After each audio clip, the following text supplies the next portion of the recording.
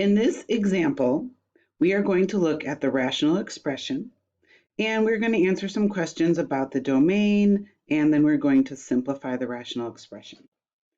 All right, first we're being asked to find the excluded input values of the expression. So we need to talk about what x values, those are the input values, are going to be excluded. Well, remember what we talked about in the warm-up. The denominator of a fraction or a rational expression can never equal 0. So any value of x that causes the denominator to equal 0 would have to be excluded. So we have to figure out what values of x would cause our denominator here to equal 0. And then we have to exclude those. Okay, so I'm going to make a little note right here. Our denominator cannot equal 0. So what we do is we actually kind of do it backwards. We figure out what values of x will make the denominator equal to 0, and then we exclude those. All right. So my denominator is x squared minus x minus 2. So what I'm going to do is I'm going to set that denominator equal to 0. Okay, then I'm going to factor. So this factors to x minus 2, x plus 1 equals 0.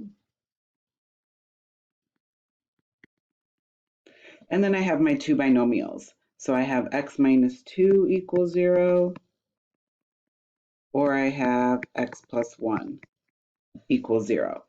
So then from there, I get two solutions. Okay, so my solutions are x equals 2 or x equals negative 1. Those are the excluded input values of the expression. So I'm going to say x equals 2 and x equals negative 1 are excluded. That means that in my expression above up here, x can never equal 2 and x can never equal negative 1. Because if I plug those numbers back into the denominator, I would get 0. And I'm not supposed to have a denominator equal to 0 because then that makes the whole expression undefined. Okay. All right, now we're going to write the domain of the expression in words. So this table here is split up into 4 sections. It's kind of leading us baby step by baby step to getting our actual domain. So it's just having us write it in words. So what that means is that x, I'm going to put that in quotes, can equal any real number other than positive 2 and negative 1. So x can be any real number out there, any number you can think of, x is allowed to be, except for 2 and negative 1. So now we're going to write the domain in interval notation. Okay, so it helps to draw a number line graph. I think that's very helpful as you're trying to figure out the domain in interval notation. So what we're going to do here is we're going to start with a number line graph. So there I have my number line. I always like to put 0 just as a reference point, and then I'm going to put these two excluded values. So I'm going to put negative 1, and I'm going to put 2. So those are the two numbers that x is not allowed to equal. So since x is not allowed to equal those two numbers, I'm going to put open circles on those numbers. But remember what I said in words. I said x can equal any real number besides 2 and negative 1. So what I'm going to do is I'm going to, whoops, lost my number line. Put my number line back there. Okay, so what I'm going to do is I'm going to shade over the parts of the number line to show the values that x is allowed to equal, and then I'm going to talk about what these two open circles mean.